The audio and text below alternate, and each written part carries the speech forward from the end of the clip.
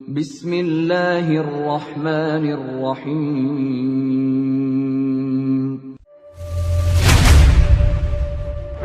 يا أيها الذين آمنوا ادخلوا في السلم كافة.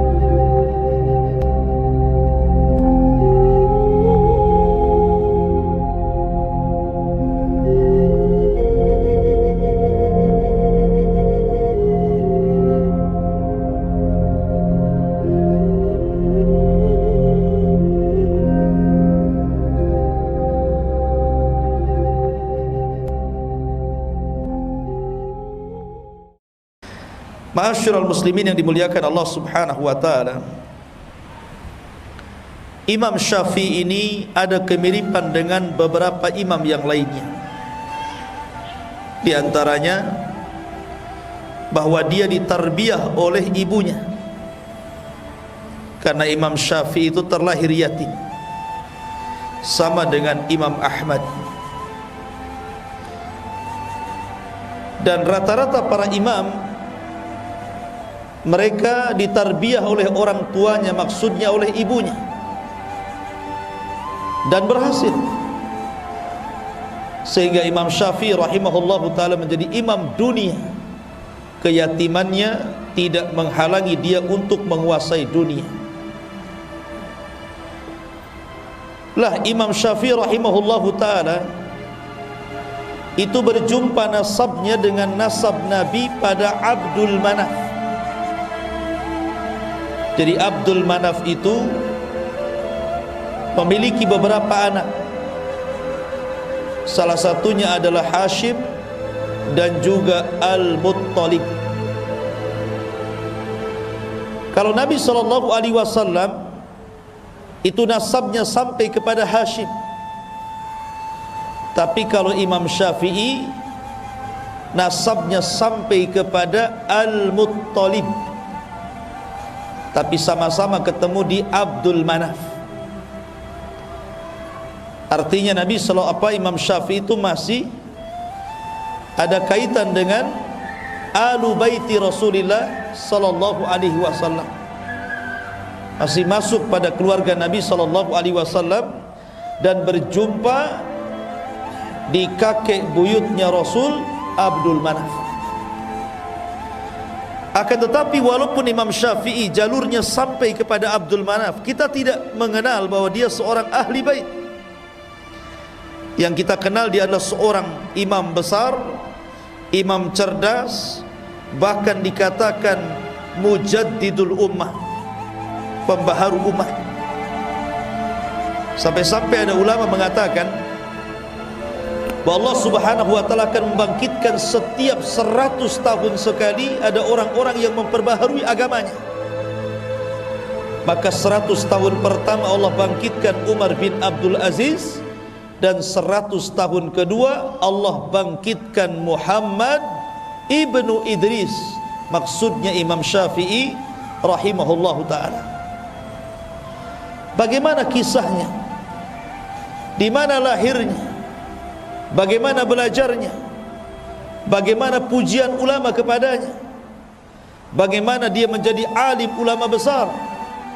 Dan bagaimana wafatnya, kemudian bagaimana tersebar madhabnya. Inilah yang kita akan bahas kurang lebih 1 jam ke depan. Ma'asyiral muslimin yang dimuliakan Allah Azza wa Jalla, ada kisah yang menarik sebelum saya masuk kepada kisah Imam Syafi'i rahimahullahu ta'ala. Imam Ahmad ibn Hanbal rahimahullahu ta'ala adalah orang yang sangat mengidolakan Imam Syafi'i. Jadi Imam Ahmad ibn Hanbal adalah salah satu murid dari murid-murid Imam Syafi'i. Jadi kalau kita lihat silsilah madhab itu sebenarnya murid dengan guru. Imam Malik gurunya Imam Syafi'i, Imam Syafi'i gurunya Imam Ahmad. Artinya bahwa di antara madhab-madhab fikih itu sebenarnya ada kaitan satu dengan yang lainnya. Masalahnya adalah ini pencetus-pencetus madhab itu tidak ada masalah dengan perselisihan mereka dengan gurunya. Yang jadi masalah adalah kita yang menasabkan dengan madhab Syafi'i, yang lainnya menasabkan dengan madhab Hambali, yang lainnya menasabkan dengan madhab Maliki. Jadi masalah gara-gara khilaf. Sampai-sampai suatu ketika ada kisah saking fanatiknya kepada madhab, sampai-sampai ada orang-orang yang berani itu membuat hadis palsu untuk memperkuat madhabnya. Seperti orang-orang yang fanatik kepada Imam Malik, Imam Darul Hijrah, kemudian merendahkan madhab yang lainnya. Mereka membuat hadis palsu dan mengatakan Nabi SAW bersabda, katanya, laula Malik lakana dinu halik. Kalau tidak ada Imam Malik, dunia agama ini akan hancur. Kalau tidak ada Imam Malik, agama ini hancur. Seolah-olah apa? Seolah-olah Nabi saja Imam Malik itu. Itu saking fanatiknya dengan Imam Malik sampai membuat hadis palsu. Bahkan Hanafi, madhab Hanafi tidak kalah, tidak mau kalah. Kalau dalam madhab Maliki mereka membuat hadis palsu, kemudian untuk dinasabkan kepada madhabnya, madhab Hanafi juga punya hadis katanya. Suatu ketika ada perdebatan antara seorang Hanafi dan Syafi'i, rupanya Hanafi kalah. Dikalahkan hujahnya oleh Syafi'i, oleh orang-orang yang menasabkan kepada madhab Syafi'i. Akhirnya mereka tidak terima. Kemudian mereka membuat hadis palsu dan mengatakan, ya'ti zamanun, akan datang zaman kepada kalian, ya. Akan datang kepada zaman, akan datang kepada kalian zaman di mana akan datang seseorang yang bernama Muhammad bin Idris, dan dia lebih bahaya dibandingkan iblis. Lihat, celahnya Imam Syafi'i. Bahkan orang-orang yang bermadhab Hambali juga, mereka membuat hadis palsu dan mengatakan, fawasiyati li ummati an tatahambalu. Rasul bersabda, wasiat untuk umatku adalah hendaklah bermadhab Hambali. Muncul hadis-hadis ini, hadis-hadis maudhu, hadis-hadis palsu. Kenapa? Karena fanatik madhab. Sementara imam-imam madhab ini satu dengan yang lainnya guru dan murid. Imam Malik gurunya Imam Syafi'i, Imam Syafi'i gurunya Imam Ahmad. Kalau Abu Hanifah karena beda sendiri, dia berada di Syam, di Irak. Tetapi Imam Syafi'i rahimahullahu ta'ala berhasil mengumpulkan fikihnya Abu Hanifah dan juga fikihnya Imam Malik, kemudian menciptakan madhab yang kita kenal dengan madhab Syafi'i itu, menggabungkan dua madrasah, madrasah ahlu athar Imam Malik dan madrasah ahlul ra'i Abu Hanifah yang ada di Irak, karena cerdasnya Imam Syafi'i. Lah Imam Ahmad itu adalah penggemar Imam Syafi'i, sampai-sampai Imam Ahmad itu kalau habis sholat dia mengangkat tangannya kemudian mengatakan, Allahumma gfirli wali walidayya wali Muhammad ibni Idris. Ya Allah, ampuni dosaku, ampuni dosa kedua orang tuaku, dan ampuni dosanya Muhammad bin Idris. Siapa Muhammad bin Idris? Syafi'i. Jadi kalau antum ditanya siapa nama Imam Syafi'i, Muhammad ibnu Idris. Sampai-sampai anaknya Imam Ahmad namanya Abdullah, karena keseringan mendengar bapaknya itu selalu memuji Imam Ahmad, selalu memuji Imam Syafi'i, jadi dia penasaran. Kemudian dia mengatakan kepada bapaknya Imam Ahmad, wahai bapakku, seperti apa Imam Syafi'i itu? Kenapa engkau senantiasa memuji Imam Syafi'i? Tidak ada waktu kecuali kau puji Imam Syafi'i, dan kau doakan Imam Syafi'i sampai 40 tahun kau doakan dalam solatnya untuk Imam Syafi'i. Siapa emangnya dia? Karena putranya tidak tahu. Maka Imam Ahmad mengatakan, ya bunai, inna Syafi'i kasyamsi lid dunya wa kal afiyati lil jasadi. Wahai anakku, tahukah kamu Imam Syafi'i siapa? Imam Syafi'i itu seperti matahari untuk bumi ini, dan seperti kesehatan bagi orang-orang yang perlu kesehatan pada badannya. Jadi manusia berhajat kepada matahari dan berhajat kepada kesehatan. Artinya manusia sangat berhajat kepada Imam Syafi'i. Bayangkan Imam Ahmad loh 40 tahun berdoa kepada Imam Syafi'i agar Allah mengampuni dosanya. Pertanyaannya, pernah enggak antum mendoakan guru-guru antum? Jangan-jangan antum sendiri tidak pernah didoakan, apalagi doain orang. Orang tua antum aja enggak pernah didoakan gitu. Harusnya kita doakan guru-guru kita dalam setiap solat kita, dalam setiap doa kita, karena itu menunjukkan ketakwaan seseorang, menghormati guru-gurunya. Karena bagaimanapun guru-guru itu sudah berjasa kepada anda, minimalnya telah memberikan keterangan dan hidayah untuk menjelaskan mana yang baik dan mana yang buruk, dan itu tidak bernilai harganya. Ma'asyiral muslimin yang dimuliakan Allah Azza wa Jalla, bahkan dikatakan oleh Ibnu Katsir rahimahullahu ta'ala, jadi Imam Syafi'i itu bukan hanya satu ulama, Imam Ahmad saja yang memujinya, tapi banyak para ulama memuji Imam Syafi'i. Sampai-sampai dikatakan oleh Abdurrahman ibn Mahdi. Abdurrahman ibn Mahdi dia seorang ulama besar yang ada di Baghdad, Irak.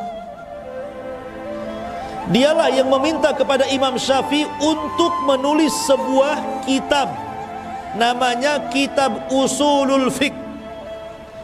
Dan itulah kitab pertama di dunia yang dikarang oleh Imam Syafi'i. Kalau ditanya siapa yang pertama kali mengarang kitab usul fikih, maka jawabannya adalah Muhammad bin Idris, Imam Syafi'i. Bayangkan, makanya dikatakan mujaddid, karena seseorang tidak akan paham fikih kalau dia tidak belajar usulnya. Makanya ulama mengatakan, man harumal usul harumal wusul. Siapa yang diharamkan tidak paham dengan usul, maka tidak akan sampai ke tujuan, kata ulama. Karena orang bisa mengambil istinbat hukum dari Quran dan sunnah itu karena paham usul fikih.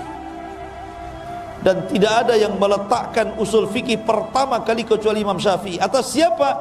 Atas permintaan Abdurrahman ibnu Mahdi, seorang alim ulama Baghdad. Jadi Abdurrahman ibn Mahdi ini mengirim surat. Ketika itu Imam Syafi'i berada di Mekah, agar menuliskan untuk dia satu risalah berbentuk usul fikih. Maka ditulis oleh Imam Syafi'i itu bagaimana caranya pengambilan istinbat hukum dari Quran dan Sunnah untuk masalah fikih.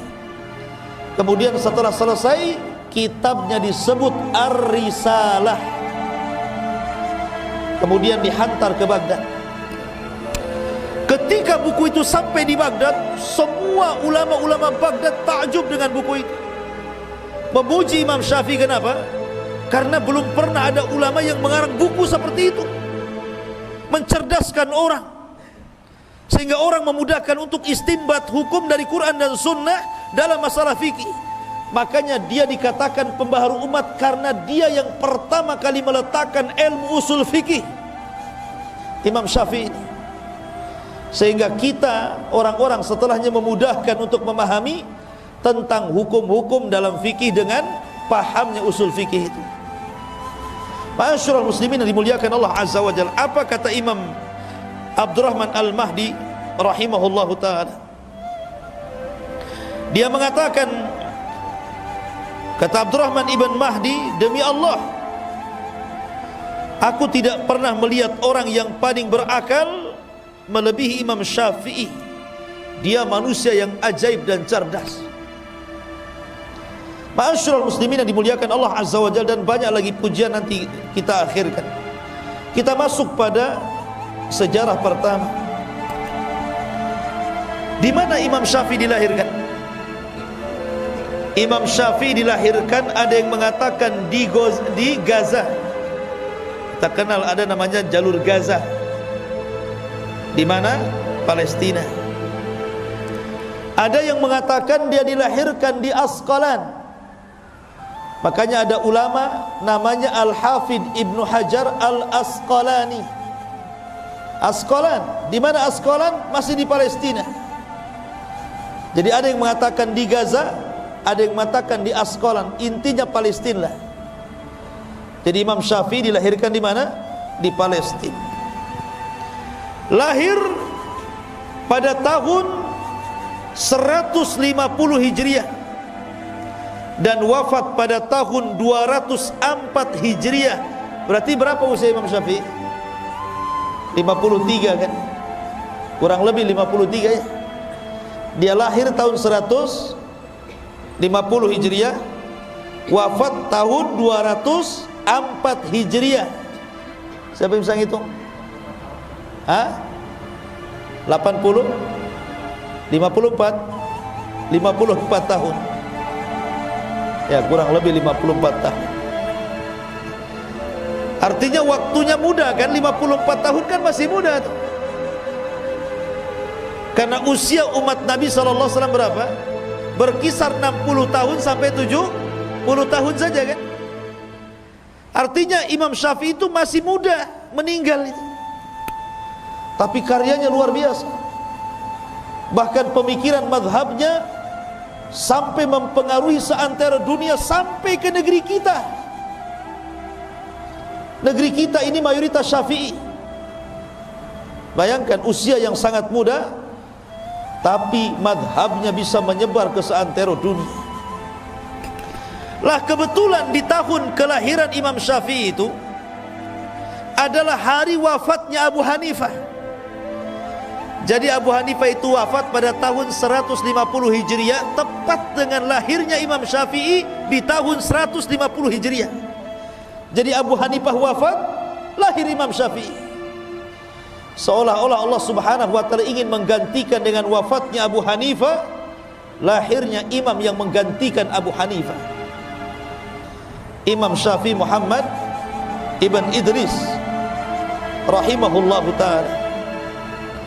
Lah ketika usia Imam Syafi'i ini 2 tahun, meninggal ayahnya. Masih muda ayahnya sudah meninggal. Akhirnya kemudian ibundanya membawa Imam Syafi'i yang ketika itu usianya 2 tahun dari Palestina dibawa ke Mekah. Kemudian ditarbiyah oleh ibunya. Ketika Imam Syafi'i kemudian mulai membesar, usianya sudah 5 tahun, 6 tahun, 7 tahun gitu ya, maka Imam Syafi'i itu dihantar sama ibunya untuk belajar Al-Quran, belajar menulis, belajar tajwid dengan ulama yang ada di Masjidil Haram. Jadi mungkin kalau istilah orang sekarang ngaji TPQ lah ya. Jadi di zaman itu ada TPQ juga. Masalahnya TPQ juga bayar kan sama gurunya. Imam Syafi'i ini tidak punya uang karena memang miskin dia. Dia tidak bisa bayar sehingga dia malu. Akhirnya dia pun mengatakan kepada ibunya, saya ingin gak akan belajar sampai ibu bayar dulu tuh SPP-nya, itu bahasanya gitu. Tapi ibunya mengatakan, gini saja wahai Syafi'i, aku berikan kau solusi. Biar kamu tetap belajar karena ibu tidak sanggup membiayai kamu.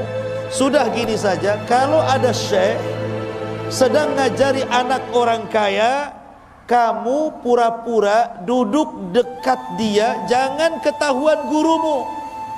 Nanti apa yang diajarkan kau tangkap, kau hafal. Jadi kalau saya lagi ngajar anak-anak, nanti antum di situ duduk pura-pura dengerin gitu. Kata ibunya, apapun yang dikatakan gurunya kepada anak orang kaya itu, kau tangkap, kau hafal kata. Betul dia nurut dengan ibunya. Subhanallah, berikan kecerdasan kepada Imam Syafi'i. Apapun yang dikatakan gurunya langsung hafal. Sampai-sampai di usia 7 tahun sudah hafal Quran. Di usia 7 tahun sudah hafal mutun-mutun. Dan dia memiliki suara yang sangat indah. Sampai-sampai gurunya itu apabila tidak hadir mengajar anak-anak, Imam Syafi'i yang menggantikan padahal masih kecil. Sini kamu gantikan saya ngajar katanya. Bayangkan. Karena cerdasnya. Bahkan di usia 10 tahun Imam Syafi'i sudah mampu menghafal kitabnya Imam Malik Al-Muwatta. 30.000 hadis di dalam Muwatta itu. Imam Syafi'i ini hafal. Bayangkan, hafal usia berapa? 10 tahun. Anak-anak di zaman sekarang 10 tahun error lah otaknya, main git. Ini 10 tahun 30.000 hadis ada di otaknya. Dan dia menghafal Muwatta itu ikhwan, bukan bertahun-tahun. Ketika dia ingin belajar kepada Imam Malik, dia kan miskin, tidak bisa beli kitab Muwatta. Akhirnya dia pinjam kitab Muwatta, kemudian janji bahwa kitab itu akan dikembalikan setelah 9 hari. 9 hari itulah dia hafal kitab Muwatta itu. Setelah hafal dikembalikan bukunya, bukan disalin, dihafal 9 hari ikhwan. Bayangkan, dia bisa menghafal kitab setebal itu. Ma'asyiral muslimin yang dimuliakan Allah Azza wa Jalla. Makanya ulama Mekah namanya Sufyan ibn Uyainah itu sangat takjub dengan Imam Syafi'i, padahal usianya 10 tahun. Kemudian 12 tahun dia sudah hafal tafsir-tafsir, hafal sarah-sarah hadis. Bahkan di usia 15 tahun Imam Sufyan Al-Thawri sudah mengizinkan Imam Syafi'i untuk memberikan fatwa. Bayangkan, di usia 15 tahun diizinkan untuk ngasih fatwa. Jadi kalau ada orang bertanya, ya Imam apa ini hukumnya, dia boleh ngasih fatwa karena cerdasnya. Ma'asyiral muslimin yang dimuliakan Allah. Kenapa demikian? Karena Imam Syafi'i itu dari kecil hidup di sebuah kabilah namanya Hudzail. Jadi sengaja ibunya menitipkan di sebuah kabilah Hudzail, di mana kabilah itu adalah kabilah yang paling fasih bahasa Arabnya setelah Quraisy. Jadi Imam Syafi'i bertahun-tahun belajar bahasa Arab di situ. Belajar syair-syair Arab, belajar nahwu, belajar bahasa-bahasa Arab yang dikuasai orang-orang Badui. Karena di zaman itu seperti Rasul sendiri kan, Ketika dilahirkan dibawa ke mana? Ke Bani Sa'idah kan? Disusukan dengan Halimah Sa'diyah. Di mana? Di Baduy. Supaya terdidik bahasanya, terdidik kesantunannya, terdidik akhlaknya gitu ya. Maka Imam Syafi'i juga sama. Diletakkan di kabilah Hudzail, belajarlah bahasa Arab, belajar syair Arab dan begitu seterusnya. Jadi wajar kalau Imam Syafi'i itu orangnya paling cerdas dalam bahasa Arab. Bahkan tidak ada lahan sama sekali ketika bicara. Dan itu dipuji oleh Ibnu Hisham. Ibnu Hisham itu tokoh ulama pengarang kitab sirah. Ketika dia dari Mesir berjumpa dengan Imam Syafi'i, kemudian diskusi, dia sangat kaget dan mengatakan, demi Allah, aku tidak mengira Allah menciptakan orang kayak dia, katanya. Saking fasihnya bahasa Arab Imam Syafi'i itu. Ma'asyiral muslimin yang dimuliakan Allah Azza wa Jalla, wajar karena Imam Syafi'i itu punya ibu yang sangat cerdas. Sedikit saya ceritakan ibunya nih. Jadi suatu ketika ibunya ini bermasalah. Akhirnya dia dipanggil ke pengadilan jadi saksi. Ketika itu hakim meminta dua saksi perempuan, yang satunya adalah ibunya Imam Syafi'i. Kemudian setelah yang satu bersaksi, hakim meminta agar saksi yang pertama diletakkan di ruangan ini, kemudian saksi yang kedua diletakkan di ruangan itu, supaya jangan nanti saling berbisik satu dengan yang lain. Kata ibunya Imam Syafi'i, apa yang kau lakukan wahai hakim ini salah, bertentangan dengan Quran. Satukan kami sekamar dengan dia, kami kan sama-sama saksi. Karena Allah berfirman dalam ayat dain, dalam ayat hutang, wa tudzakkira ihdahumal ukhra, hendaklah yang satu mengingatkan yang lainnya. Jadi kalau aku lupa, dia ingatkan aku, kalau dia lupa, aku ingatkan dia. Kenapa dipisah, katanya. Katanya Al-Hafidh Ibnu Hajar, lihat, ibunya Imam Syafi'i saja cerdas mengambil istinbat sebuah hukum, ya wajar anaknya cerdas. Karena ibunya cerdas memang Imam Syafi'i itu. Makanya nurun kecerdasannya kepada anak itu. Makanya antum yang muda-muda itu kalau cari istri yang cerdas, jangan yang bego ya. Nanti anaknya bebel pula. Ya. Ma'asyiral muslimin yang dimuliakan Allah Azza wa Jalla. Intinya bahwa Imam Syafi'i di usia 7 tahun sudah hafal Quran. Kemudian setelah kemudian dia belajar bahasa, kemudian sudah diizinkan untuk memberi fatwa itu di Mekah oleh Sufyan ibn Uyainah. Disitulah Imam Syafi'i ingin belajar kepada Imam Malik di Madinah. Ingat, Imam Malik saat itu adalah ulama dunia, ulama yang disegani oleh para penguasa. Karena di zaman Imam Syafi'i itu penguasanya siapa?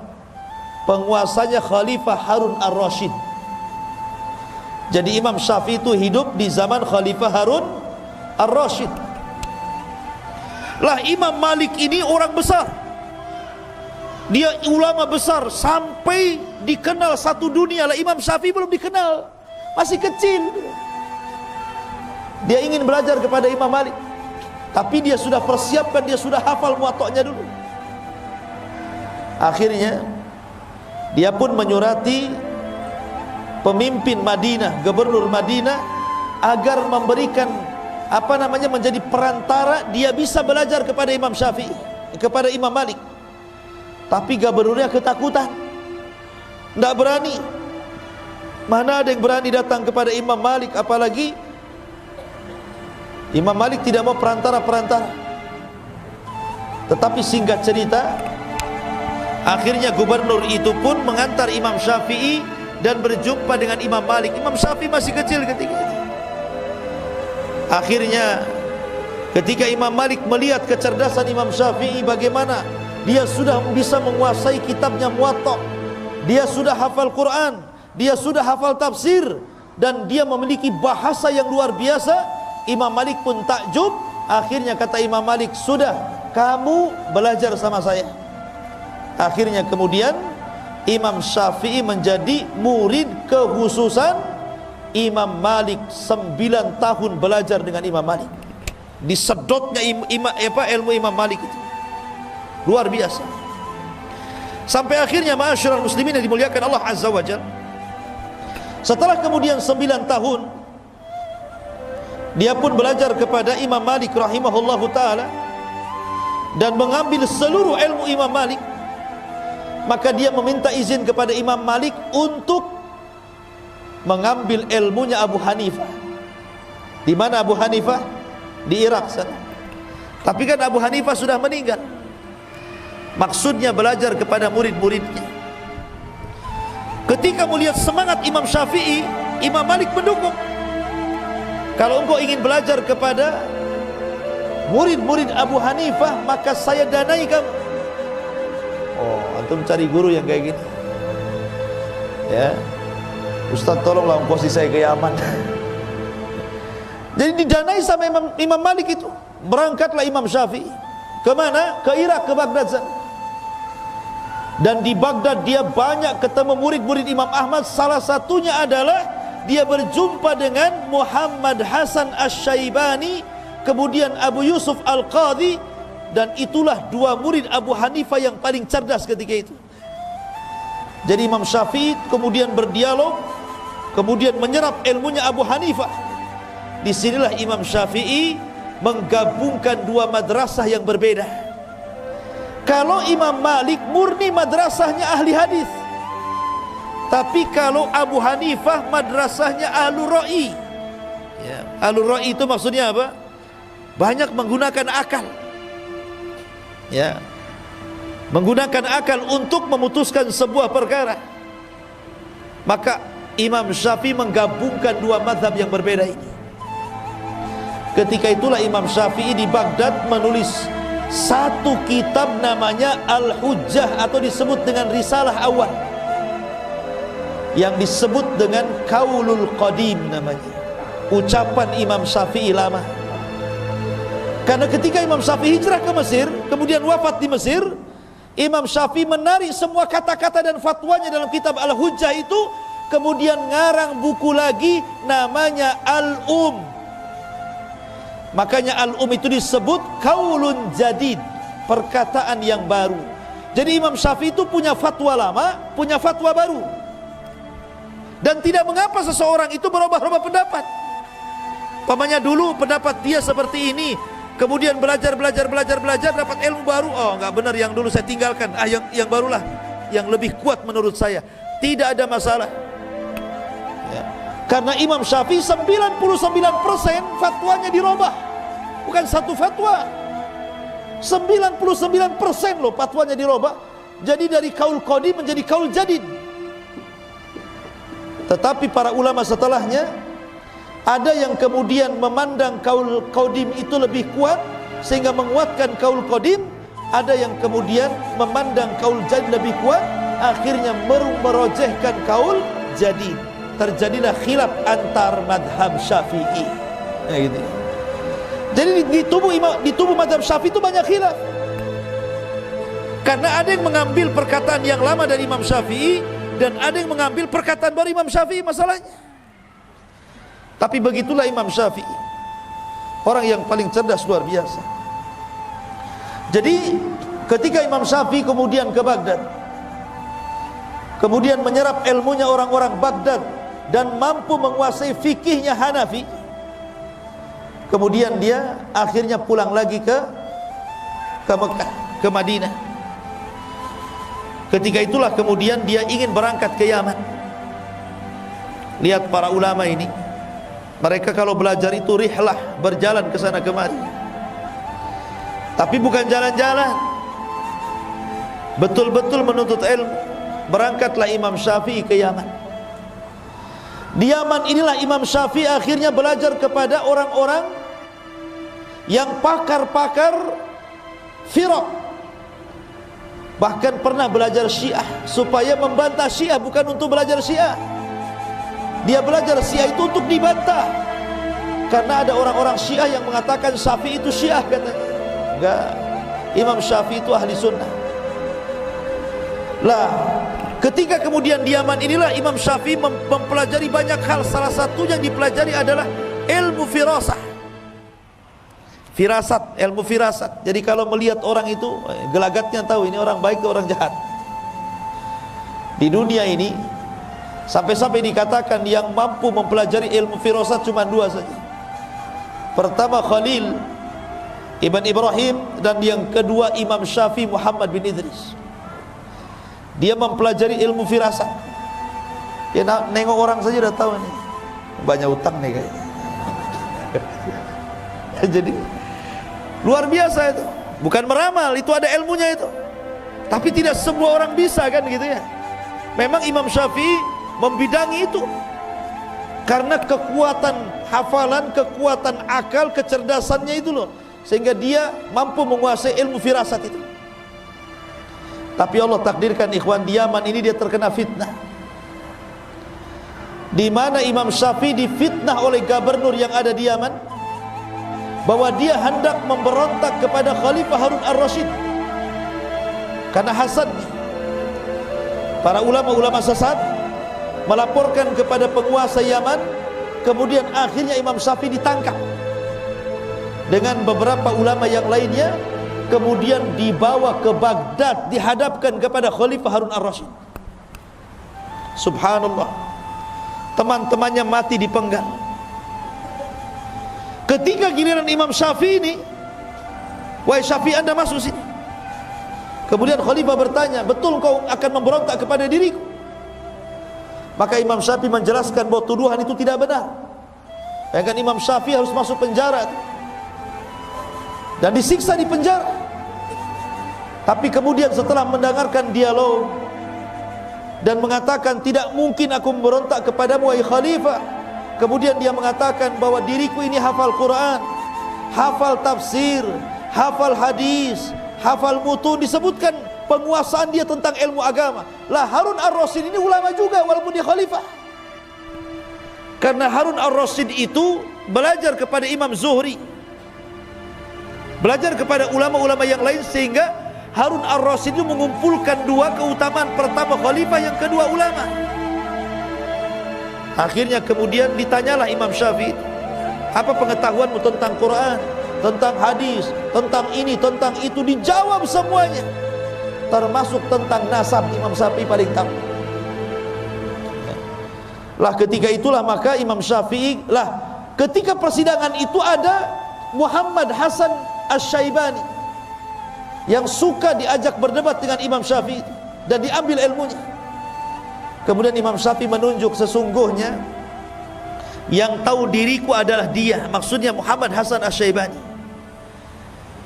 Kemudian Muhammad Hasan Asy-Syaibani mengatakan kepada Khalifah, ya, saya tidak yakin kalau tuduhan itu ada pada orang itu, maksudnya Imam Syafi'i. Akhirnya Khalifah Harun ar-Rasyid melepaskan Imam Syafi'i. Jadi ulama itu ada saja ujiannya, ikhwan. Masuk penjara, dipanggil Khalifah, kemudian diancam untuk dibunuh, ya. Itulah para ulama. Ma'asyiral muslimin yang dimuliakan Allah Azza wa Jalla. Kemudian setelah Imam Syafi'i, beliau ke Yaman dan belajar berbagai macam ilmu. Maka kemudian Imam Syafi'i pun kembali ke Mekah dan sempat kemudian memberikan fatwa di sana. Tapi kemudian setelah itu Imam Syafi'i kemudian safar lagi ke Mesir, dan itu ketika mendekati usia 50 tahun. Dia ke Mesir. Di Mesir inilah dia mengarang kitab Al-Um itu. Yang menarik, perkataan lamanya dalam kitab Al-Hujjah ditarik semuanya, kemudian mengarang satu kitab Al-Um. Dan hanya 5 tahun di Mesir, akhirnya Imam Syafi'i pun meninggal dunia di Mesir. Itulah sejarah singkat Imam Syafi'i. Baik, kita akan membahas beberapa akhlak, ketakwaan, dan keajaiban Imam Syafi'i. Ma'asyiral muslimin yang dimuliakan Allah Subhanahu wa ta'ala, Imam Syafi'i ini dikenal ketakwaannya. Suatu ketika berkumpullah Imam Syafi'i, kemudian Sufyan ibn Uyainah, kemudian para ulama yang lain di hadapan Khalifah Harun ar-Rasyid. Ketika itu Harun ar-Rasyid meminta agar salah satu ulama itu memberikan nasihat. Cobalah kalian memberikan nasihat. Bentar ya, kok makin kecil saja suaranya. Habis baterainya. Lah ketika itu kemudian Khalifah meminta Imam Syafi'i memberikan nasihat, tapi Imam Syafi'i tidak mau. Kenapa? Karena ada gurunya Sufyan ibn Uyainah. Kata Sufyan ibn Uyainah, yang lain saja. Begitulah ulama, kalau disuruh itu melempar-lempar juga ya. Kamu saja, kamu saja. Sampai-sampai ada cerita, ini ada ustad-ustad di Jawa ini. Ditanya, Pak Ustad ini hukumnya apa? Kata ustad ini ikiae katanya. Tahu ikiae? Ini saja. Yang satunya ikiae. Terakhir jawab, oh itu kiai katanya. Itulah nama kiai itu diambil dari ikiae itu. Kan gitu. Ma'asyiral muslimin, enggak, ini canda. Jadi akhirnya kemudian karena tidak ada yang yang berbicara untuk memberikan nasihat, akhirnya Harun ar-Rasyid dia yang kemudian memberikan nasihat. Kemudian dia bacakan ayat-ayat, kemudian dia bacakan hadis-hadis Nabi SAW dan perkataan para sahabat Rasul. Subhanallah, Imam Syafi'i ini dikenal kalau dinasihati dia menangis kemudian pingsan. Jadi kalau dia mendapatkan nasihat yang menyentuh itu, langsung menangis kemudian pingsan. Sampai-sampai ketika Harun ar-Rasyid kemudian memberikan nasihat, tahu-tahu Imam Syafi'i nangis kemudian pingsan, langsung berhenti dia. Dan orang-orang mengatakan, apakah dia mati katanya? Apakah dia mati katanya kan? Rupanya dia hanya pingsan saja. Sampai seperti itu orang mendengar nasihat nangis kemudian pingsan. Ini kalau tidak bersumber dari hati yang ikhlas, tidak mungkin seperti itu. Kemudian kisah yang kedua, suatu ketika Imam Syafi'i ini sakit. Ada muridnya namanya Rabi' ibn Sulaiman. Rabi' ibn Sulaiman salah satu dari alim Baghdad, berziarah kepada Imam Syafi'i, gurunya ketika itu sedang sakit. Ketika sampai saja di rumah Imam Syafi'i lagi terbaring itu lemas.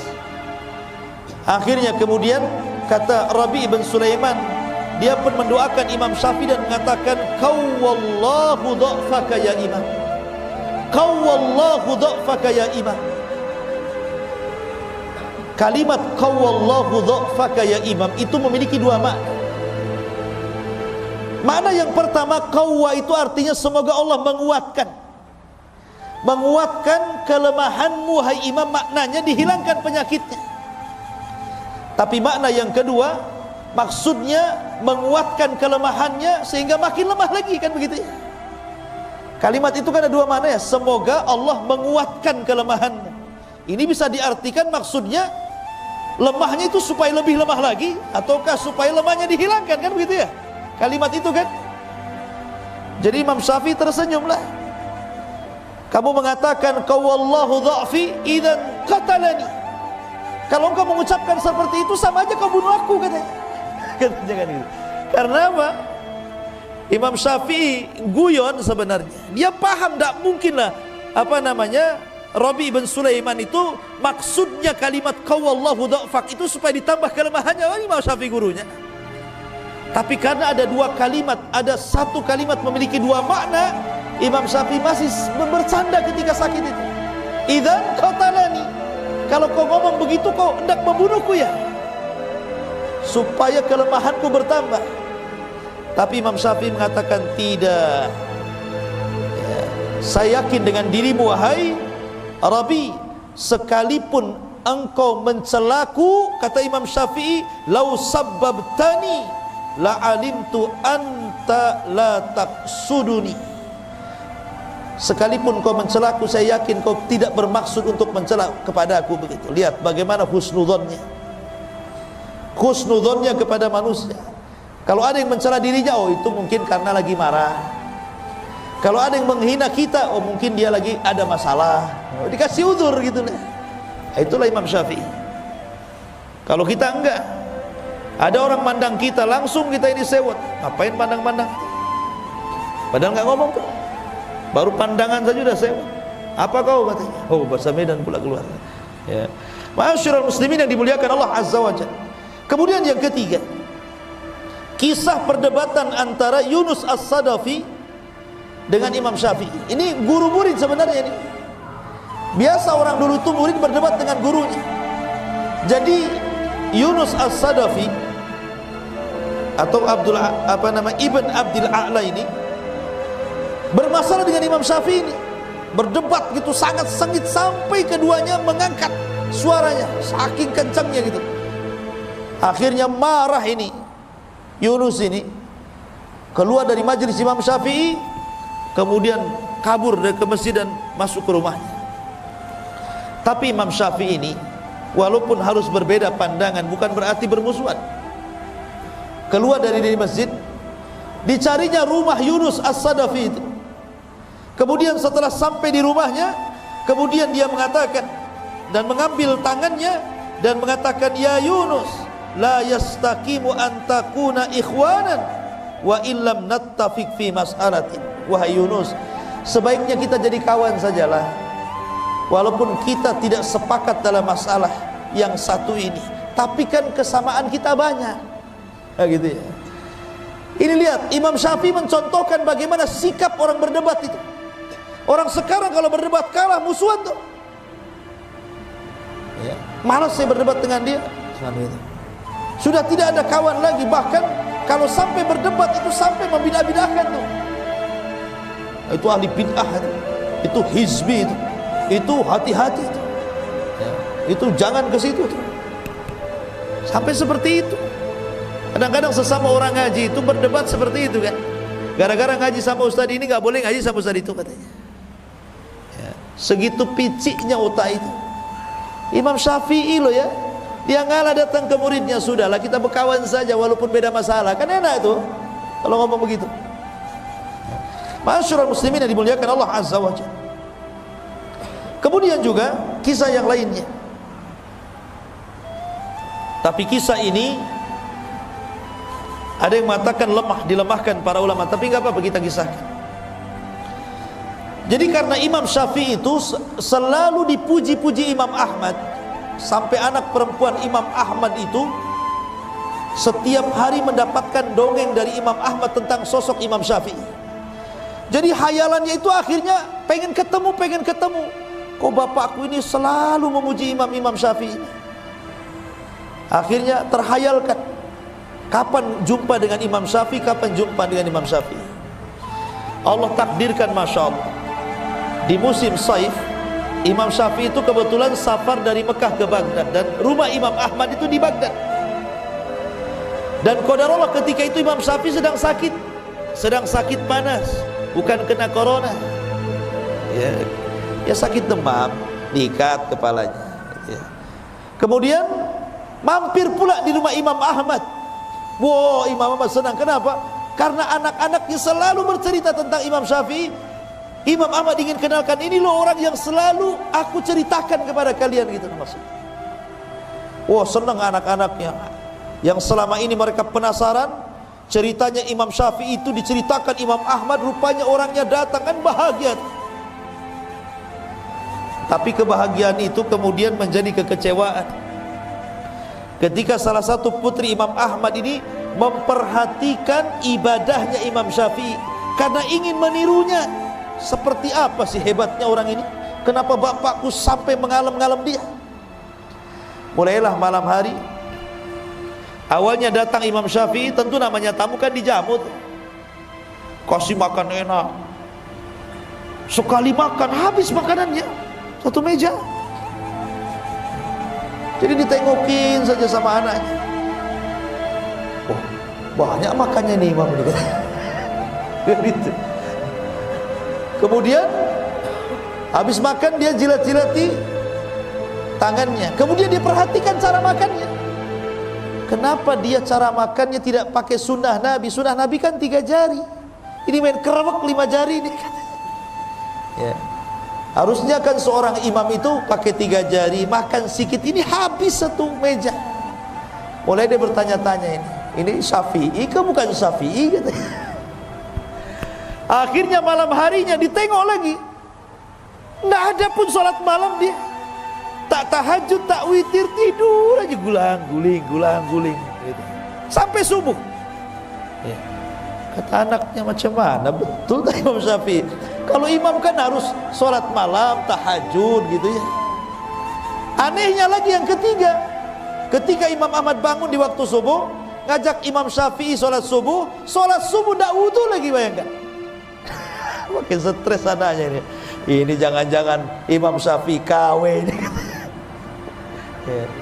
Ma'asyiral muslimin yang dimuliakan Allah Azza wa Jalla, penasaranlah anaknya ini. Kemudian panggil bapaknya Imam Ahmad.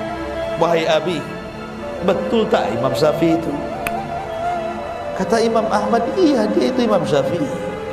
Dialah orang yang suka aku puji-puji, aku doakan 40 tahun. Dialah orang. Kata anak putrinya, begini wahai bapakku, saya punya 3 soalan. Pertama, saya perhatikan cara makan dia, sudah tidak pakai sunnah, habis pula satu meja. Kemudian yang kedua, kok enggak pernah sholat malam. Aku perhatikan dia enggak witir, enggak tahajud, enggak ada apa-apa, tidur aja kerjanya. Kemudian ketika saya perhatikan dia pulang dari rumah, itu air yang kau sediakan wahai bapakku untuk berwudu disentuh pun tidak, langsung ke masjid dia. Sebenarnya ada apa ini? Akhirnya Imam Ahmad juga penasaran, ingin tanya juga sama Imam Syafi'i pertanyaan 3 perkara dari anak dia. Mulailah kemudian Imam Syafi'i ditanya tentang 3 soalan dari anaknya itu. Imam Syafi'i ini orang cerdas ya, dia ada jawabannya. Kalau antum di posisi Imam Syafi'i malu, memang antum seperti itu. Gitu ya. Tapi Imam Syafi'i mengatakan, ya Ahmad, haddatsana Rasulullah sallallahu alaihi wa haddatsana fulan qala haddatsana fulan qala Rasulullah sallallahu alaihi wasallam. Kemudian dia membacakan, adapun kenapa saya makan, saya habiskan semuanya itu, karena Rasulullah bersabda, ta'amul qurama dawa wa ta'amul bukhala daun, kata. Karena makanan orang yang ikhlas itu, makanan orang yang dermawan itu pasti jadi obat. Makanya mumpung ini obat, ku makan semua. Kan aku lagi sakit kemarin itu, lagi demam, tapi bukan kena corona sekali lagi. Ya. Setelah saya makan habis makananmu, alhamdulillah, hilang demam saya, katanya. Hilang demam saya. Ta'amul qurama dawa, bahwa makanan yang diberikan orang yang dermawan, orang ikhlas pasti jadi obat. Tapi makanan yang diberikan orang bakhil, hati-hati jadi penyakit. Hati-hati jadi penyakit. Makanya kalau antum punya kawan bakhil ditraktir, jangan mau, pulang mencret. Gitu. Iya. Oh, kalau kawannya ini dermawan, maulah saya. Jadi kalau antum sakit di rumah, stres, telepon saja kawan yang dermawan itu. Kapan traktir saya? Tidak usah ke apotek cari obat, cari kawan saja yang dermawan. Kemudian yang kedua, kenapa aku tidak tidur, kata. Aku tidak tidur, kata Imam Syafi'i. Memang aku tidak sholat malam, aku tidak tahajud, aku tidak witir, tetapi sepanjang malam ini aku teringat hadis Nabi. Kemudian aku usahakan hadis itu dalam satu malam aku keluarkan faedah-faedahnya, dan aku berhasil mengumpulkan 100 faedah dari hadis itu. Kemudian Imam Ahmad penasaran, hadis apa itu? Kemudian Imam Syafi'i mengatakan, hadis tentang burung Nughair. Jadi Anas bin Malik itu punya adik kecil belum balik, namanya Abu Umair. Bayangkan, anak belum balik tapi sudah disebut Abu loh ya. Abu Umair. Gak apa-apa, seseorang itu walaupun belum menikah dipanggil Abu, itu kunyah, sunnah hukumnya. Ya, Pak Ustaz, kenapa? Takut dicap radikal. Karena orang radikal itu depannya abu-abu. Ini Abu Umair, itu kecil, anak kecil Abu Umair itu punya burung namanya Nughair. Dari sini boleh seseorang itu punya peliharaan dikasih nama. Boleh punya kucing dikasih nama siapa? Ya, kasih nama siapa? Kucingnya. Jangan kasih nama istri antum. Jadi boleh kita memberikan nama kepada peliharaan, sebagaimana di zaman itu ada burung dikasih nama Nughair sama si Abu Umair ini. Namanya anak burung berakal, belum balik, kan tidak pandai merawat burungnya. Lain dengan kayak antum, mungkin ada sangkarnya, dimandikan, orangnya belum mandi, burungnya sudah mandi. Orangnya belum makan, burungnya sudah makan. Ya. Karena anak kecil yang melihara burung mungkin tak keinjak, tak kecekik, matilah burung ini. Nangis Abu Umair ini, namanya anak-anak. Maka dilaporkanlah oleh Anas bin Malik kakaknya kepada Rasulullah, ya Rasulullah, adik saya menangis. Kenapa? Burungnya mati. Maka Nabi langsung dari rumahnya, bayangkan, takziah gara-gara kematian burung. Bayangkan, orang burung mati takziah loh Nabi. Bukan orang saja takziah, Nabi bertakziah sama anak kecil gara-gara burungnya mati. Kenapa? Karena tahu Nabi itu bagaimana rasanya anak kecil pecah hatinya. Itu sama dengan orang dewasa ketika ditinggal oleh pacarnya. Hatinya sakit, anak kecil itu sakit loh kalau mainannya hilang kan. Ya. Makanya Rasul takziah, kasihan. Nah, itulah. Makanya amalan yang paling tinggi itu jabrul qalbi, ikhwan. Berusaha menenangkan hati orang. Jangan membuat orang itu sedih. Sururun tudkhiluhu ala qalbi muslim. Kebahagiaan yang kau masukkan kepada hati seorang muslim. Akhirnya kemudian kata Imam Syafi'i kepada Imam Ahmad, aku perhatikan hadis itu semalam suntuk dan aku berhasil mengeluarkan 100 faedah dari hadis itu. Jadi aku gak tidur, aku mikir hadis itu saja. Kata Imam Ahmad, coba sebutkan apa faedahnya? Disebutkan 1, 2, 3 sampai 100. Subhanallah, kata Imam Ahmad, aku belum pernah mendapatkan faedah sebaik ini. Adapun aku subuh tidak wudu, bukan berarti aku tidak berwudu, karena aku belum batal dari wudu isya. Makanya aku gunakan untuk sholat subuh. Kan dia gak tidur. Tuh, ini kalau ulama ada jawabannya. Kalau antum malu besok gak mau lagi ke situ. Ya kan? Tetapi ikhwan, kisah ini dikritik para ulama. Kisah ini gak benar. Bahkan hadis tadi juga tentang masalah makanan orang-orang yang ikhlas dan juga orang-orang dermawan itu obat, hadisnya maudhu, sebagaimana dikatakan Imam Zahabi rahimahullahu taala. Tapi kisah ini masyhur masalahnya. Kisah ini masyhur di masyarakat tentang Imam Ahmad Imam Syafi'i yang bertamu kepada Imam Ahmad ini. Makanya harus disebutkan tentang derajatnya. Taib. Ma'asyiral muslimin yang dimuliakan Allah Subhanahu wa taala. Kemudian suatu ketika Imam Syafi'i ini pulang dari Baghdad. Karena dia tidak mau mengganggu Imam Malik yang sedang mengajar. Karena pasti kalau dia tahu dirinya datang, pasti akan berhenti belajar, pasti akan menyalami dan memeluknya, dan nanti masalah ini orang belajar ini terganggu. Dia tidak mau mengganggu orang yang sedang belajar. Sehingga Imam Syafi'i supaya tidak ketahuan oleh Imam Malik kedatangannya, dia pun diselendangkan mukanya, jadi hanya nampak matanya saja. Kemudian berbaur dengan murid-muridnya yang masuk kepada halaqahnya Imam Malik. Lah Imam Syafi'i pun duduk di halaqah itu, nggak tahu Imam Malik kalau di situ ada Imam Syafi'i muridnya itu.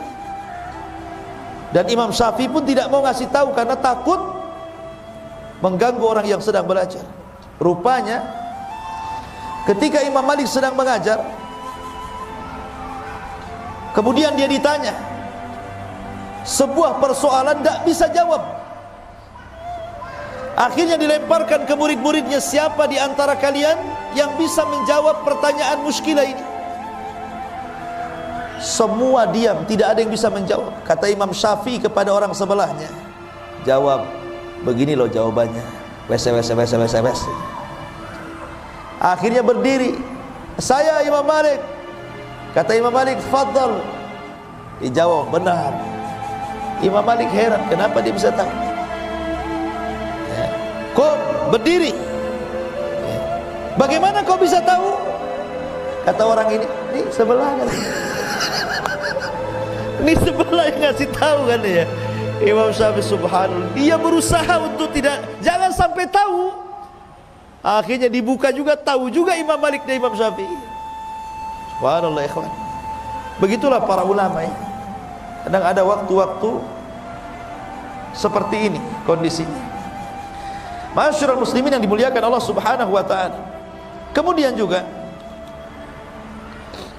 dijelaskan beberapa kisah juga tentang Imam Syafi'i, bahwa suatu ketika Imam Syafi'i rahimahullahu taala dia melewati, jadi kalau dia punya guru namanya Imam Waqi. Imam Waqi itu gurunya Imam Syafi'i. Ini rumah Imam Syafi'i, ini pasar, ini rumahnya Imam Waqi. Jadi kalau seandainya Imam Syafi'i kemudian mencari ilmu kepada Imam Waqi itu harus berjalan persis di depan pasar, sehingga akhirnya mengurangi hafalannya. Dia pun mengadu kepada Imam Waqi dan mengatakan, syakautu ila Waqi su'a hifdin fa arsyadani bi antarkil ma'asi wa'lam bi annal ilma nurun wa nurullah la yuhda lil 'asi. Aku mengadu kepada Imam Waqi tentang buruknya hafalanku, maka Waqi pun memberikan nasihat agar aku meninggalkan maksiat. Ketahuilah bahwa ilmu itu cahaya, dan cahaya Allah tidak mungkin menembus hati orang yang bermaksiat. Ketika dia mendengar wejangan Imam Waqi ini, dia berpikir, maksiat apa yang aku sudah lakukan ini? Kenapa hafalanku makin berkurang, padahal sudah kucoba. Jadi dia berpikir gitu kan, oh betul kata guruku ini, bahwa yang membuat aku ini hilang hafalan gara-gara maksiat. Tapi maksiat apa? Gitu. Dipikir, akhirnya dia baru paham. Jangan-jangan gara-gara lewat di depan pasar. Bayangkan Imam Syafi'i lewat di depan pasar, merutul hafalannya. Padahal nggak ngapa-ngapain, lewat depan pasar aja. Akhirnya keesokan harinya, ketika dia sudah tahu sebabnya, dia ganti rutenya. Jadi nggak mau lagi lewat depan pasar, lewat belakang pasar dia. Setelah lewat belakang pasar, kuat lagi hafalan. Itu lama dulu ya. Kenapa? Karena di pintu pasar itu banyak kemaksiatan di situ. Pasar itu kan tempat perangnya setan, ikhwan. Setan itu kalau mau perang dia ke pasar, bawa bendera, ditancapkan bendera perangnya itu. Makanya Rasul mengatakan seburuk-buruk tempat pasar, sebaik-baik tempat masjid. Tapi pasar sekarang ini luar biasa, lihat mall. Orang masuk saja tidak mau keluar. Disulap di zaman sekarang ini. Seburuk-buruk tempat jadi seindah-indah tempat kan itu. Jadi Imam Syafi'i ini kalau lewat pasar ini, karena menyaksikan banyak maksiat dalam pasar itu yang mengurangi, padahal dia tidak ikut terlibat dalam kejahatan itu, dalam maksiat dalam pasar itu. Tapi itu sudah bisa mempengaruhi loh. Coba pengaruhi. Jadi sebenarnya yang membuat kita tidak cerdas, yang membuat kita hafalannya hilang, yang membuat kita tidak hafal, pamannya kita ini membaca. Anggaplah kemarin hafal wadduha, kemudian sekarang hafal watini, wadduhanya hilang, watininya hafal. Besoknya kulhu, watininya hilang, kulhunya yang hafal. Kan ada tuh yang seperti itu. Itu bukan nambah hafalan, ganti hafalan. Diganti itu hafalannya ya. Boleh itu karena kenapa kok jadi ganti hafalan bukan nambah hafalan, itu karena maksiat yang dilakukan. Maksiat sebenarnya menjadikan orang itu jahil. Ya, dan ini wasiat yang bagus daripada Imam Syafi'i rahimahullahu ta'ala. Ma'asyiral muslimin yang dimuliakan Allah subhanahu wa ta'ala. Adapun Imam Syafi'i ini memiliki guru-guru yang luar biasa. Di antaranya beliau memiliki guru di Madinah namanya Malik ibn Anas. Imam Malik ibn Anas, Ibrahim ibn Sa'ad al-Ansari, Abdul Aziz ibn Muhammad ad-Darari, Ibrahim ibn Abi Yahya, Abdullah ibn Tafih as-Sa'ig. Kemudian di Yaman dia juga punya guru namanya Hisham ibn Yusuf Qadi Yaman. Kemudian Amr ibn Abi Salamah, Yahya bin Hassan, Mutarrif ibn Mazin. Kemudian di Irak dia juga punya guru namanya Waqi ibn Jarrah, Abu Usamah Hamad ibn Usamah Al-Kufiyan, Ismail ibn Ulayyah dan yang lainnya. Termasuk di Mekah dia berguru kepada Sufyan ibn Uyainah, Muslim ibn Khalid, Abdul Majid dan yang lainnya. Intinya bahwa itulah guru-guru kondang beliau yang menjadikan Imam Syafi'i menjadi sebuah ulama besar dan akan senantiasa dikenang. Siapa Imam Syafi'i? Sebenarnya kenapa madhabnya itu sampai menyebar, ikhwan? Sebelum Imam Syafi'i itu sudah banyak madhab. Imam Ibnu Jarir itu punya madhab, namanya madhab Ibnu Jarir. Sufyan ibn Uyainah punya madhab, namanya madhab Uyainah. Sufyan Ats-Tsauri punya madhab, namanya madhab Ats-Tsauri. Kemudian Al-Auza'i namanya madhab Auza'i. Jadi madhab itu dulu banyak, bukan 4 madhab saja. Cuman masalahnya ulama-ulama ini tidak banyak muridnya yang menyebarkan madhabnya ke seantero dunia, sehingga dengan hilangnya mereka, hilangnya juga madhab mereka. Wafatnya mereka menjadikan wafat juga cara pandang mereka, sehingga tidak banyak dikenang orang. Kecuali 4 madhab, ya, Maliki, Hanafi, kemudian Hambali dan Syafi'i. Ini murid-muridnya banyak, sehingga murid-muridnya inilah kemudian mencatat seluruh fatwa-fatwa Syafi'i, Imam Malik, Abu Hanifah, Imam Ahmad. Kemudian setelah imam-imam ini meninggal, maka fatwa-fatwa mereka menyebar di seantero dunia. Makanya madhabnya tersebar. Bukan berarti madhab ini cuma 4 ini saja, tidak. Sebelumnya banyak madhab, cuman tidak tersebar, tidak seperti 4 madhab, ya. Tetapi ingat, Imam Syafi'i sendiri mengatakan dalam urusan madhab, idza sahhal hadis fahuwa madhabi. Kalau hadis itu sahih, berarti itu madhabku. Maknanya kalau kita mengikuti hadis yang sahih, kata Imam Syafi'i, dia sudah ikut madhabku, ya kan? Jadi tidak perlu fanatik dengan madhab itu, ya. Karena kalau kita bicara madhab itu ada 3 kelompok di masyarakat itu. 1, ada orang yang fanatik buta dengan madhab. Saya mah Syafi'i Ustaz, Hambali tidak mau, Maliki ogah, Hanafi apalagi saya tidak mau, Syafi'i tetap Syafi'i, hidup mati Syafi'i katanya. Mau benar mau salah Syafi'i. Ada orang yang seperti itu fanatik madhab. Yang kedua, ini kelompok yang kedua, nggak mau bermadhab dia. Apalah Syafi'i, Maliki, Hambali, nggak mau. Kenapa? Karena Rasul bersabda, kutinggalkan 2 pusaka kepada kalian, siapa yang berpegang selamat kalian, tidak akan sesat. Quran dan sunnah. Quran sunnah saja saya, madhab tidak perlu, ya. Ada kan orang seperti itu, Quran sunnah sajalah saya. Karena Rasulullah yang menyebutkan Quran sunnah, tidak disuruh ngikut Syafi'i, Maliki, Hanafi, Hambali. Ada orang yang tidak perlu madhab, tidak perlu saya madhab-madhaban. Kelompok yang ketiga ini tengah-tengah. Dia tidak melepaskan madhab dan tidak juga fanatik madhab. Mana-mana yang benar dari madhab itu, umpamanya kebenaran ada dalam Syafi'i, saya Syafi'i. Kebenaran dalam Hambali, saya Hambali. Kebenaran ada pada Maliki, saya Maliki. Kebenaran pada Abu Hanifah, saya Hanafi. Mana-mana yang benar itulah yang dipilih, dan harusnya ambil yang terakhir ini pendapat kita, supaya tidak fanatik madhab, ya. Karena masing-masing ulama itu kan punya keistimewaannya.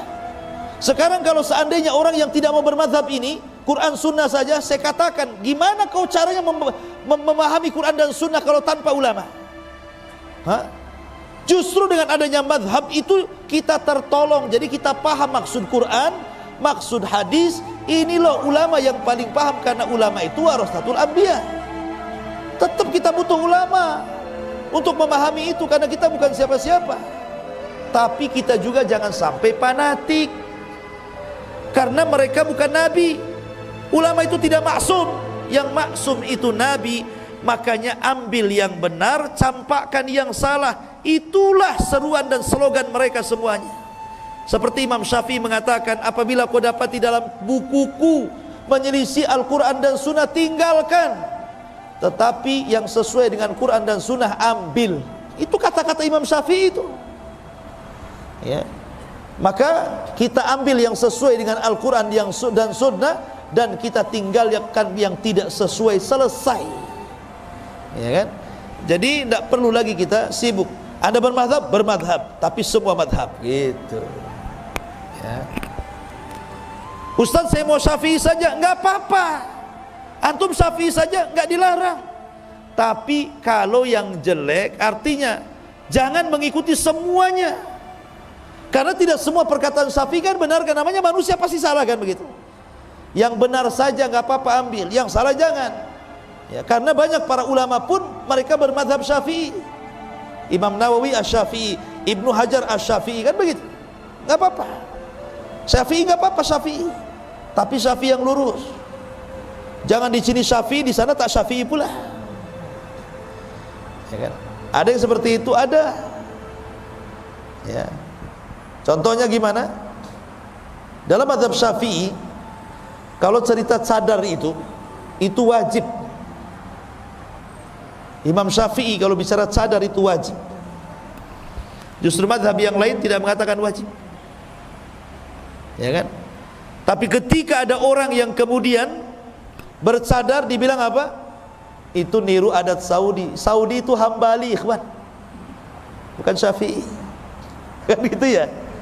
Itu karena tidak paham madhab kan. Harusnya kalau dia paham madhab jangan ngomong begitu. Justru dalam madhab Syafi'i itu wajib pakai cadar itu, dan madhab yang lain tidak. Kenapa anda kemudian ngaku madhab Syafi'i tapi urusan ini anda katakan dari Saudi katanya? Berarti tak paham madhab namanya.